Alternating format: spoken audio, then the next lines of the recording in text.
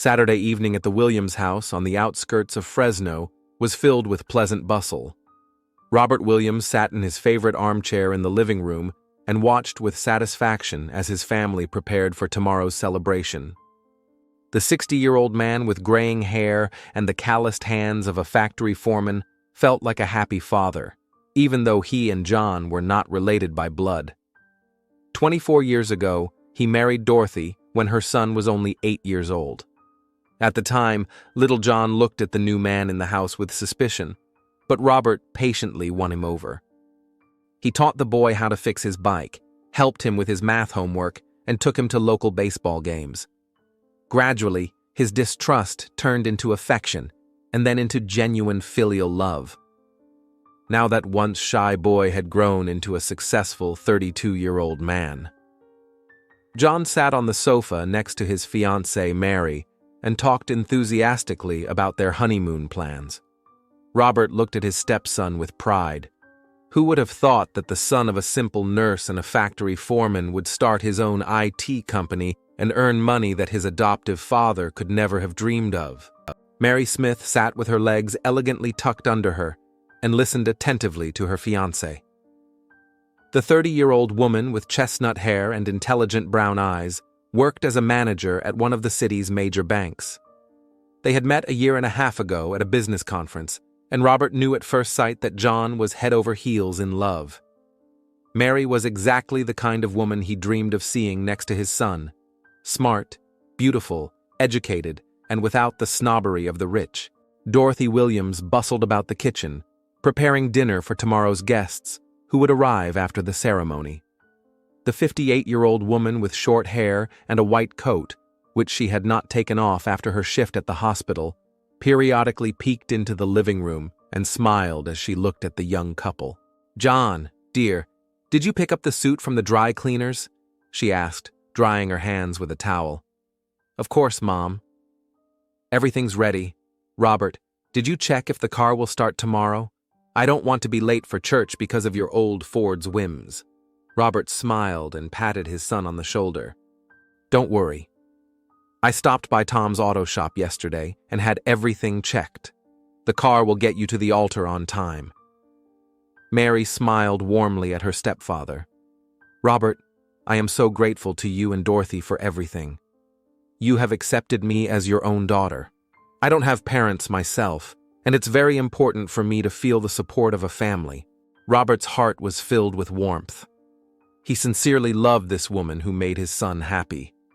Mary never emphasized the difference in social status, always took an interest in his work at the factory, and asked Dorothy about her daily routine at the hospital. She was exactly the kind of daughter-in-law that the hard-working Williams family could have dreamed of.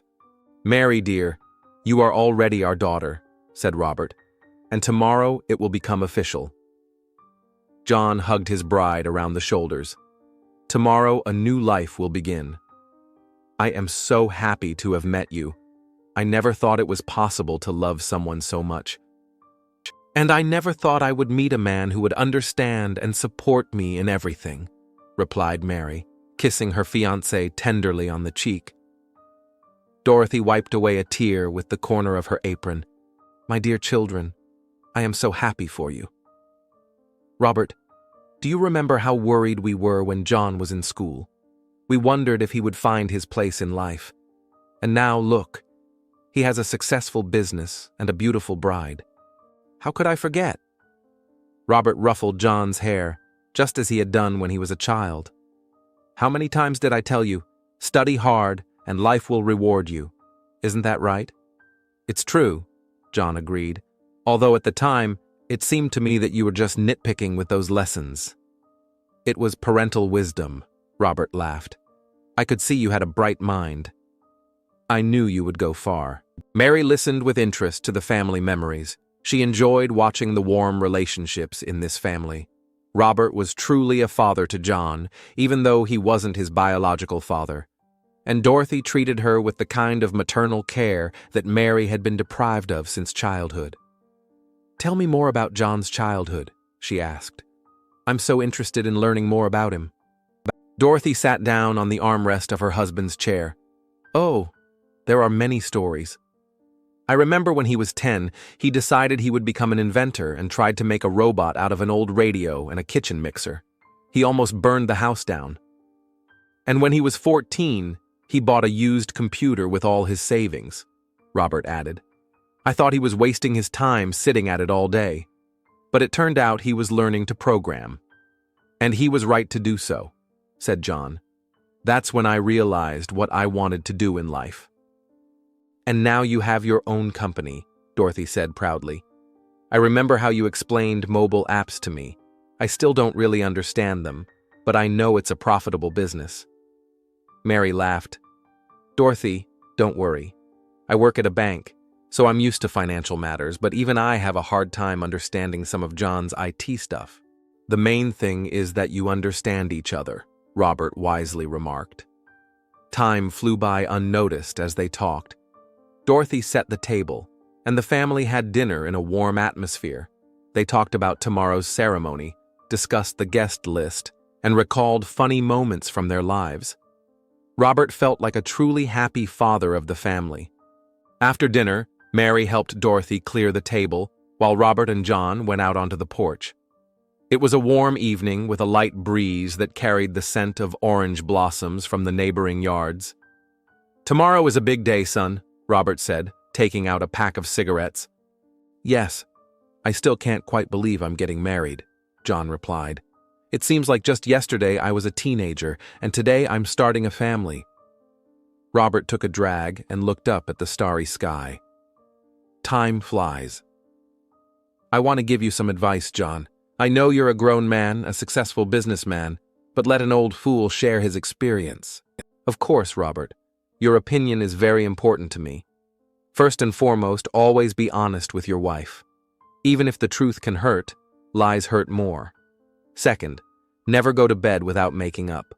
No matter what the argument is, resolve it before the end of the day. Third, remember that marriage is a daily job. Love gets you started, but relationships are built over years. John listened attentively. How did you know that your mother was the one? You know, when I first saw Dorothy, she was working at the hospital where I was taken after an accident at the factory. I had my leg caught in a machine. She took care of me for 3 weeks. She was so caring and patient and beautiful, of course. But most importantly, I felt truly needed and important when I was with her. She didn't try to change me. She accepted me for who I was. I feel the same way about Mary, John admitted. When I'm with her, I feel like the best version of myself. Then you're making the right choice. Mary is a wonderful woman. She's smart, beautiful, and it's clear that she truly loves you. Yes, I'm very happy. Sometimes it's even scary. What if something goes wrong? Robert put his hand on his stepson's shoulder. Don't worry yourself. Life is unpredictable, but you can't live in fear. The main thing is to cherish what you have and fight for your happiness.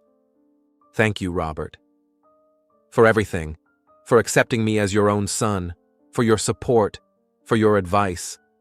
I don't know what I would do without you, and Mom. Robert felt a lump in his throat. Over the years, this young man had truly become like family to him. He was more proud of him than of his own achievements. You're my son, John. Blood or no blood, it doesn't matter. You've made my life meaningful. They hugged, and in that embrace was all the love and gratitude that had accumulated over the years. Soon the women joined them. Dorothy brought tea, and they sat on the porch a little longer, enjoying the quiet evening. We have to be at the church at 10 o'clock tomorrow morning, Mary reminded them. The priest wants to go over the ceremony with us one more time. Don't worry, dear, Dorothy reassured her. Everything will be fine. I can already imagine how beautiful you will look in your wedding dress. I'm worried I'll forget my vows, Mary admitted.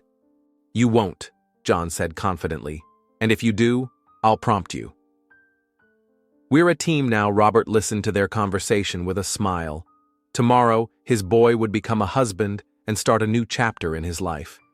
Robert was sure that John would be happy with Mary. Around 11 o'clock in the evening, they decided to go to their rooms.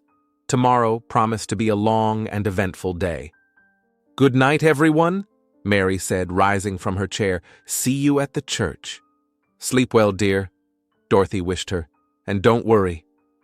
Everything will be fine." John kissed his bride goodbye. "See you at the altar, my love." When the young couple left for their homes, Mary lived in a small apartment in the city center.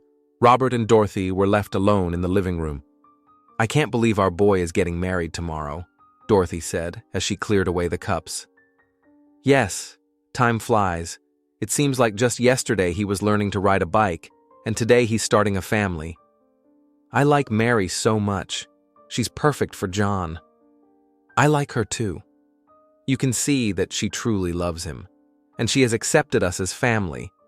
You know, Robert, I am so grateful to fate that you came into our lives. You gave John what I couldn't give him on my own, a male role model, a father's support." Robert hugged his wife. "And you gave me a family, a purpose in life. We're a good team, Dorothy." "Tomorrow will be a wonderful day," she said dreamily. "I've waited so long for this moment." "Yes, tomorrow will be perfect," Robert agreed, turning off the light in the living room. They went up to their bedroom, each thinking about tomorrow's celebration. Neither of them could have imagined what a terrible tragedy this happy day would turn out to be. Sunday morning greeted the Williams family with bright California sunshine and a light breeze that rustled the curtains in the windows of their house.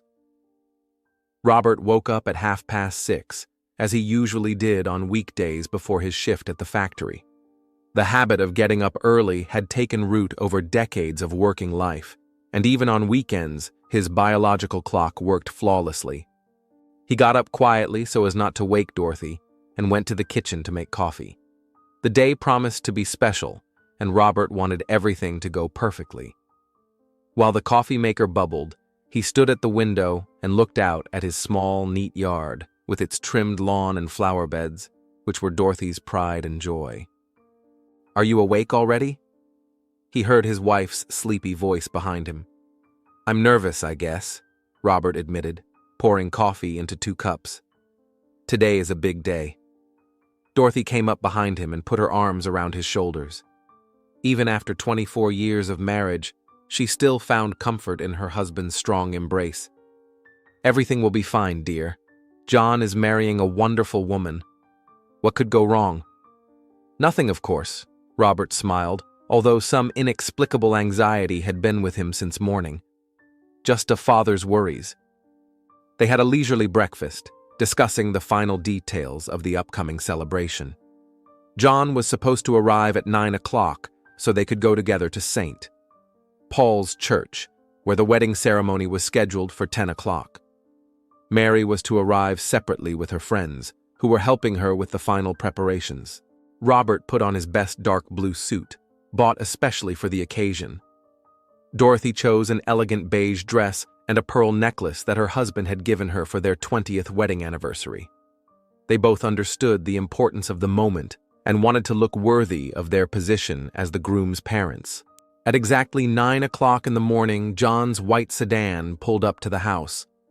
The young man looked impeccable in a classic black tuxedo with a white shirt and bow tie. His hair was neatly styled, and a happy smile played on his face. "Are you ready to witness my most important day?" he asked, hugging his parents. "More than ready, son," Robert replied, adjusting his stepson's tie. "You look like a real prince." "But I feel like a schoolboy before an exam," John admitted. "My hands are shaking with excitement." "That's normal," Dorothy reassured him. "Your stepfather's hands were shaking too when we got married." "Right, Robert?" "They were shaking like crazy," Robert laughed. "I almost dropped the ring." The drive to St. Paul's Church took about 15 minutes. The small stone building with tall Gothic windows and a bell tower stood in a quiet neighborhood of Fresno, surrounded by centuries-old oak trees. Dorothy's parents were married here, and John was baptized here when he was 8 years old and Robert had just entered their lives. There were already several cars in the parking lot. Robert recognized the car belonging to Dorothy's sister and her family, the car belonging to John's colleagues from the IT company, and a few other acquaintances. A total of about 40 guests were expected to attend, a modest but warm ceremony, just as the newlyweds wanted. "Where's Mary?" John asked, looking around. "The bride shouldn't arrive early," Dorothy reminded him. "It's bad luck." "That's nonsense," John dismissed, but it was clear that he was nervous. They entered the church through the main entrance. Inside, there was a solemn atmosphere. The wooden pews were decorated with white ribbons and fresh flowers, roses and lilies that exuded a delicate fragrance. The high, vaulted ceiling created a sense of grandeur, and the stained glass windows scattered colorful light throughout the room. Father Michael, an elderly priest with a gray beard who had known the Williams family for many years, approached them with a friendly smile. "John, my boy, we've finally waited for your day," he said, shaking the groom's hand firmly. "Robert, Dorothy, how nice to see you at such a joyful moment."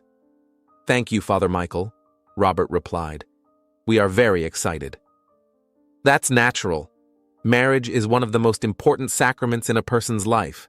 John, are you ready to take on the responsibility of being a husband?" "Yes, Father. I love Mary and want to spend the rest of my life with her." "Excellent. Let's go over the ceremony again to avoid any awkward moments." While the priest explained the sequence of events to the groom, the guests gradually filled the church. Robert recognized the faces of his colleagues from the factory, neighbors, and distant relatives. Everyone was dressed up and in high spirits. At 9:30, a group of young women entered the church, the bride's friends, who were to accompany Mary. They were elegantly dressed in pastel-colored dresses and looked excited. "Where's Mary?" asked one of them, a girl with short dark hair. "She said she'd be here in 5 minutes," replied another. "She wanted to check her makeup one more time." John visibly relaxed when he learned that the bride was on her way. Robert also felt relieved. Everything was going according to plan. At 10 minutes to 10, Father Michael announced that the ceremony would begin in a few minutes and asked the guests to take their seats. Robert and Dorothy sat in the front row on the right, as befitted the groom's parents. John stood at the altar next to the priest, occasionally adjusting his bow tie and glancing at the entrance. "I need to use the restroom," Robert said quietly to his wife. "Nerves, I guess." "Go, but hurry," Dorothy whispered. "Mary is about to appear." Robert stood up and headed for the exit from the main hall of the church. He remembered where the restroom was, at the end of a long corridor that led to the back rooms. This corridor ran behind the altar and connected the main church building to an annex where the priest's office, a meeting room for parishioners, and preparation rooms were located. As he walked down the corridor, Robert thought about how quickly the years had flown by. It seemed like only yesterday that he had been teaching John how to tie his shoelaces, and today his boy was getting married. Life was truly unpredictable and amazing. He was already approaching the restroom when he heard a familiar voice coming from the half-open door of one of the rooms. It was Mary's voice. Robert wanted to say hello to the bride and wish her luck, but something in her tone made him stop. "The plan has to work flawlessly," Mary said. "After the ceremony, I will have full rights to his assets as his wife." "Are you sure he doesn't suspect anything?" replied a male voice that Robert didn't recognize. "Absolutely. John is so in love that he doesn't notice the obvious. He trusts me completely. What about his family? Won't they interfere?" "Robert and Dorothy?" Mary laughed, and there was none of the warmth Robert was used to hearing in that laugh. "They're just hard workers. They don't even understand how much John's business is really worth. They think he just makes good money as a programmer." Robert felt a chill spread through his chest. He pressed himself against the wall and cautiously peered through the crack between the door and the door frame. Mary was standing in a wedding dress in the middle of a small room, but she looked nothing like a happy bride should look. Her face was hard and calculating. Next to her stood a tall, dark-skinned man in an expensive gray suit, about 35 years old, with short hair and attentive eyes. "John's company is valued at $8 million, Mary continued, plus real estate, investments, bank accounts, a total of about $10 million.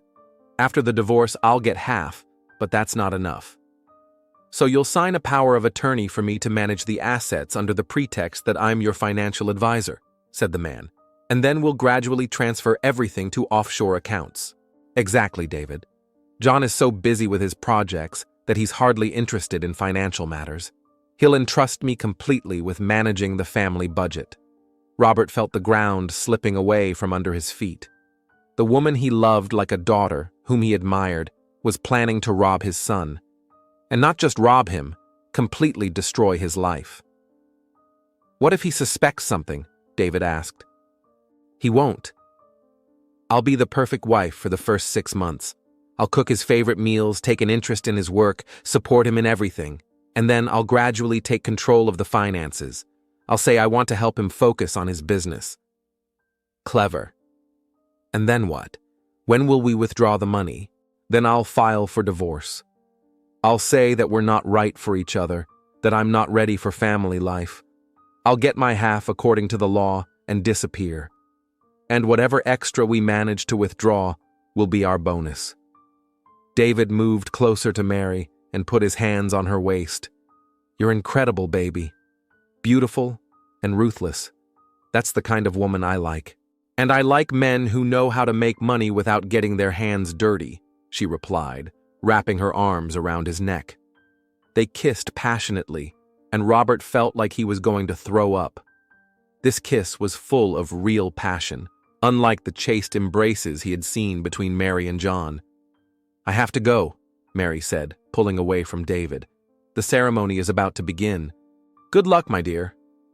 We'll meet at the hotel after the ceremony, as agreed. Of course. John thinks we'll spend our wedding night at home, but I'll say I want something romantic. And you'll wait in the next room.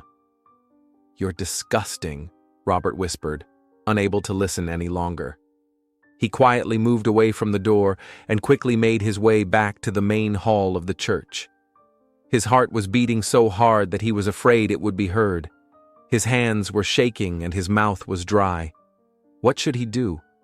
How could he tell John the truth 5 minutes before the ceremony? Would his son believe him? And what would happen to their family if everything fell apart? Robert entered the main hall and saw that John was still standing at the altar, nervously adjusting his jacket. Father Michael was talking to one of the guests. Dorothy turned to her husband. What's taking so long? Mary is already here. The ceremony is about to begin. Dorothy, I need to talk to John. Right now? About what?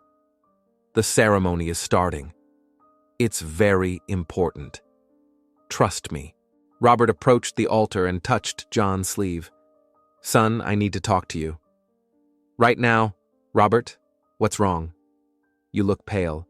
Let's step aside. It's about Mary. John became alarmed. What about Mary? Has something happened to her? Come on, I'll explain everything.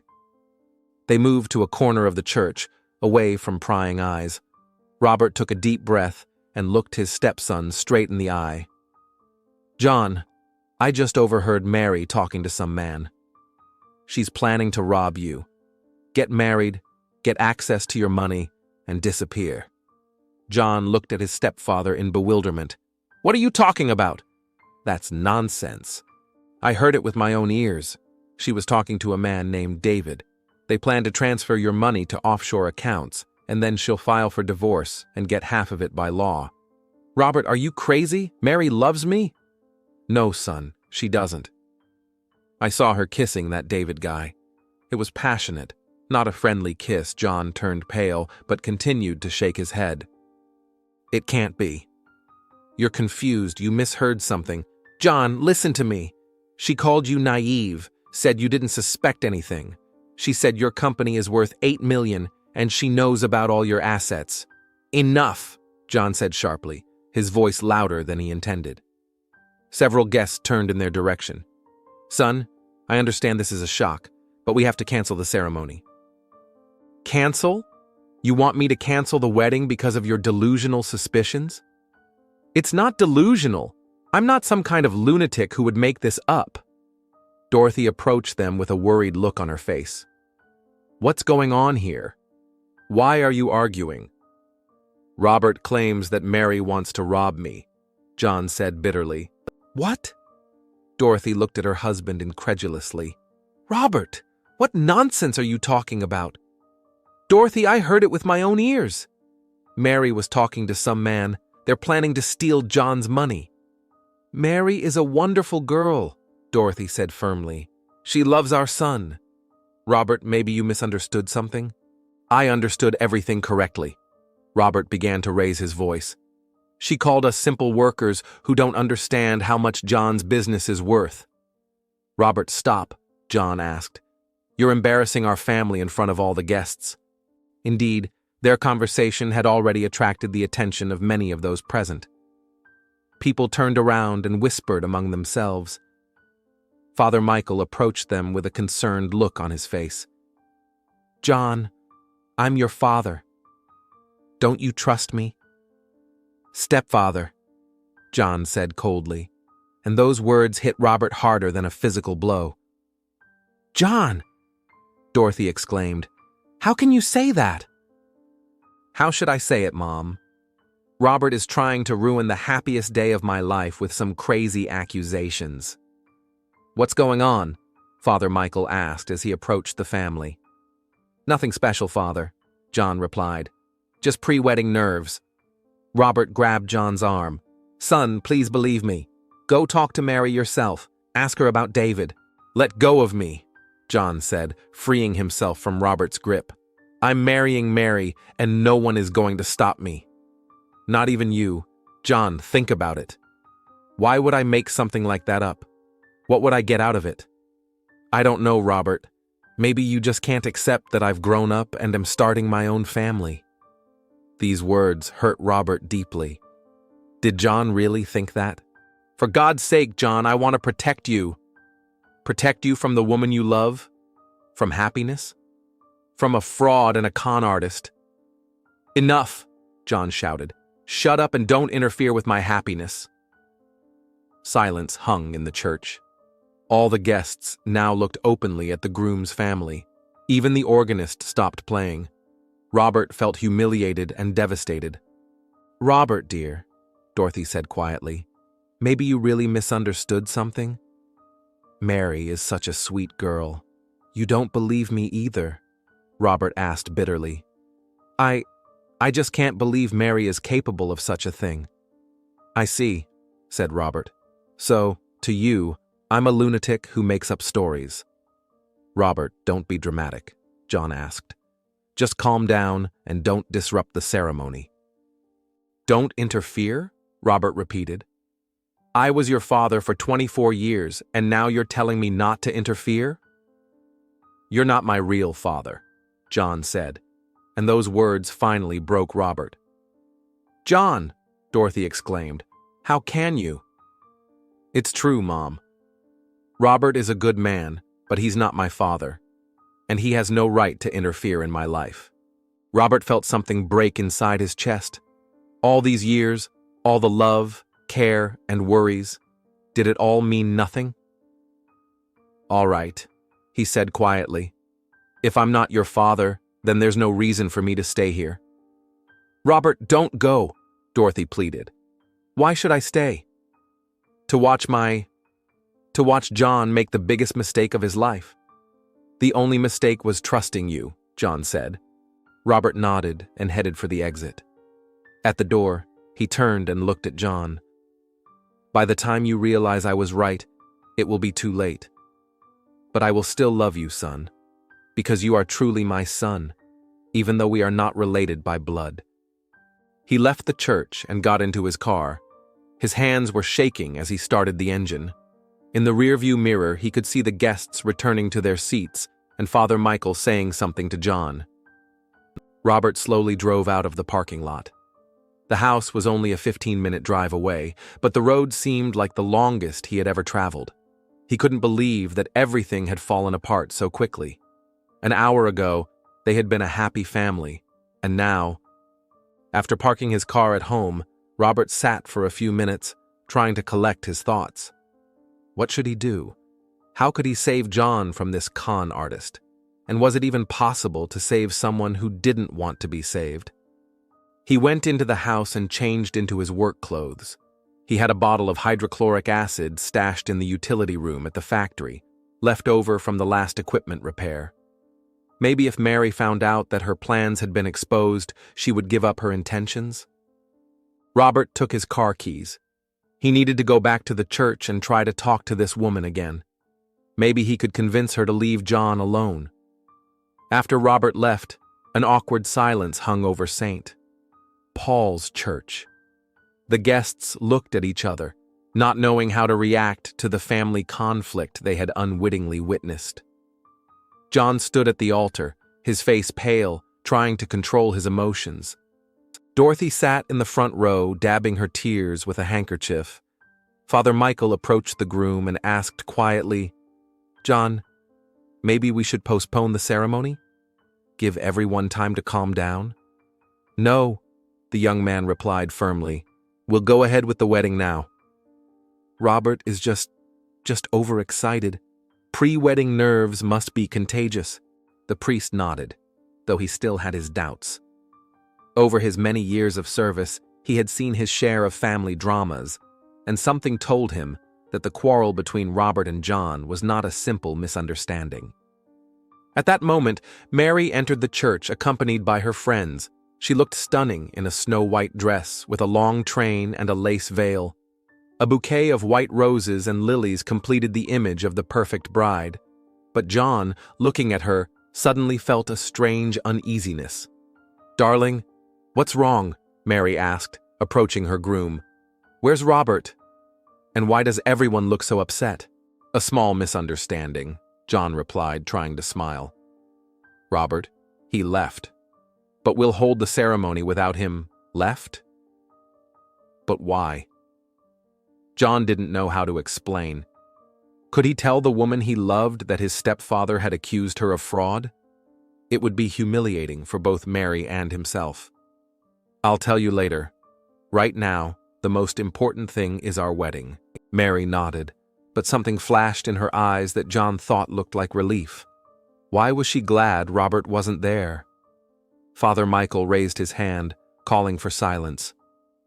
"Dear brothers and sisters, we are gathered here today to witness the sacred union between John Williams and Mary Smith. Marriage is a holy sacrament based on mutual love, trust, and honesty." John listened to the familiar words of the ceremony, but his thoughts were preoccupied with Robert's words. Could the man who had raised him for more than 20 years really make up such a terrible accusation just like that? On the other hand, the accusations seemed so absurd that it was impossible to believe them. "If anyone knows of a reason why these two cannot be married, speak now or forever hold your peace," Father Michael said the traditional words. The church was completely silent. John glanced furtively at Mary. She was standing next to him, beautiful and calm, but for some reason he did not feel the closeness he expected to feel at that moment. "John Williams," the priest continued, "do you take Mary Smith to be your lawful wife, promising to love and cherish her in sickness and in health, for better or for worse, until death do you part?" "I do," John replied, but his voice did not sound as confident as he would have liked. "Mary Smith, do you take John Williams to be your lawful husband, promising to love and cherish him in sickness and in health, for better or for worse, for richer or for poorer, in sickness and in health, until death do us part? Worse, until death do you part?" "I do," Mary replied, her voice firm and confident. Father Michael blessed the rings and handed them to the newlyweds. John slipped the ring onto Mary's finger, repeating the priest's words of vows. When it was Mary's turn, she took his hand and, at that moment, the church doors swung open with a loud creak. Robert stood in the doorway with a small glass bottle in his hand. His face was contorted with rage and pain. His work clothes, old jeans and a plaid shirt, stood in stark contrast to the guests' fancy suits. "Robert!" Dorothy exclaimed, jumping up from her seat. "What are you doing?" But Robert did not answer. He strode quickly down the center aisle toward the altar. The guests watched him with surprise and concern. "Stop," John shouted. "What's going on?" "I tried to warn you, son," Robert said, continuing to approach. "But you didn't want to listen. Now I'll show you who your bride really is." Ooh. Mary turned pale and instinctively stepped back. Fear appeared in her eyes. Not surprise or confusion, but the fear of someone who realized their secret had been revealed.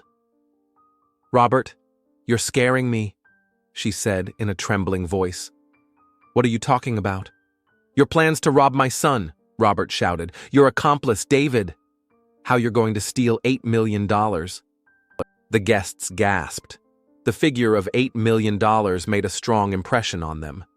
Many were learning for the first time how successful John's business was. "This is crazy," Mary tried to object, but her voice sounded unconvincing. "Crazy?" Robert was already a few steps away from the altar. "What about kissing David in the back room half an hour ago?" At the mention of David's name, Mary turned pale. Now John realized that something was wrong. "Mary," he said quietly, "who is David?" Instead of answering, Mary took another step back. Her eyes darted around the church as if she were looking for a way to escape. "It's not what you think," she cried. "David is just an old friend." "An old friend with whom you plan to steal my son's money?" Robert raised the bottle of acid. "Did you think we were simple fools who could be easily deceived?" "Robert, put that down," Father Michael shouted.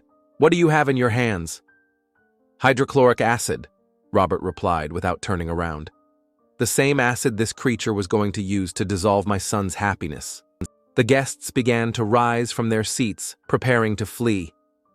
The atmosphere in the church became extremely tense. "You're a monster," Robert said, and with a sharp movement splashed the contents of the bottle on Mary. The acid splashed onto her face and shoulders. Mary let out a piercing scream of pain and clutched her face with her hands. Her white wedding dress began to smoke and turn yellow where the acid had splashed. "Help!" she screamed, rolling on the floor. "It hurts! Help me!" The guests jumped up from their seats. Some screamed, others rushed to the exit. Dorothy sobbed, covering her face with her hands. John stood in shock, unable to move. At that moment, a tall, dark-skinned man in a gray suit jumped out of the crowd of guests. It was David, the same man Robert had seen in the back room with Mary. He had a gun in his hand. "Hands off her!" he shouted, pointing the gun at Robert. "David!" Mary moaned through the pain. "Save me!" Robert turned and saw the barrel of the gun pointed straight at his chest. He wasn't afraid. After everything that had happened, death seemed almost like a relief. "So you're her accomplice," he said calmly. "I'm her man," David replied, "and no one has the right to hurt her." "Her man? What about the wedding? What about her love for my son?" "What love?" "It was a plan to make money. Mary never loved your son." John heard these words as if through thick glass. The reality of what was happening was only just beginning to sink in. "Robert was right," he whispered. "My God, Robert was right." "Of course he was right," David said, keeping his gun pointed at Robert. "But that doesn't matter now." "Why?" Robert asked. "Why did you choose my son?" "Because he's rich and trusting. The perfect victim for a scam. Mary met him on purpose after studying his financial situation. So all this time, a year and a half, it was all a lie. Every day, every word, every kiss," David confirmed. "Mary is an excellent actress." Robert looked at the woman writhing in agony, whom he had considered his daughter, and felt not a shred of regret. "Then she got what she deserved," he said. "No," David objected. "You'll get what you deserve." The shot rang out in the church like thunder. The bullet hit Robert right in the heart. He fell to his knees, then onto his side. Blood quickly spread across the marble floor of the altar. "Robert!" Dorothy cried, rushing to her husband. But it was too late. Robert Williams died instantly, never hearing the words of gratitude from the son he loved as his own. David quickly picked up the moaning Mary in his arms. The acid had severely damaged the left side of her face and neck, but her life was not in danger. "I need to take her to the hospital," he said, pointing his gun at John, who tried to get closer. "Don't come any closer," David warned. "She's my woman. She always has been. But we were supposed to get married," John said, confused. "You were supposed to be our cash cow," David replied harshly. "Nothing more." "I'll call the police," Father Michael said, taking out his phone. "Go ahead," David agreed indifferently. "By the time they get here, we'll be long gone." He headed for the exit, carrying Mary in his arms. At the door, he turned and looked at John. "By the way, your stepfather really loved you." Unlike this one, he nodded at the woman in his arms. "It's a pity you realized it too late." David left the church, and a few seconds later the sound of a car driving away could be heard. John knelt down next to Robert's body. Dorothy was sobbing, holding her husband's lifeless head in her lap. "I'm sorry," John whispered through his tears. "I'm sorry, Dad. You tried to protect me, and I called you a fake father, but Robert could no longer hear him. The man who had been his real father for 24 years had died trying to save him from swindlers." "He loved you more than life itself," Dorothy said through her sobs. "You were like a son to him." "I know," John replied. "I always knew. It's just, I was a blind fool." The police arrived 10 minutes later, but David and Mary were already gone. As it turned out later, they had fled in a stolen car and disappeared without a trace. The search continued for several months, but to no avail. John lost everything in one day: his fiancée, who turned out to be a fraud, his stepfather, who died protecting him, and his faith in people. His company was thriving, his money remained untouched. But what good is wealth when there is no one around who truly loves you? Everyone who knew Robert Williams gathered at his funeral: colleagues from the factory, neighbors, distant relatives. Everyone spoke of him as an honest, hard-working man who protected his family until the end of his life. John stood by the grave and thought about how he would never be able to ask for forgiveness from the man he had considered his father all his life. The words, "You are not my real father," would forever remain between them as a heavy burden of unforgiven resentment. But now he knew for sure. Robert Williams was his real father in every sense except the biological one. And this truth came too late.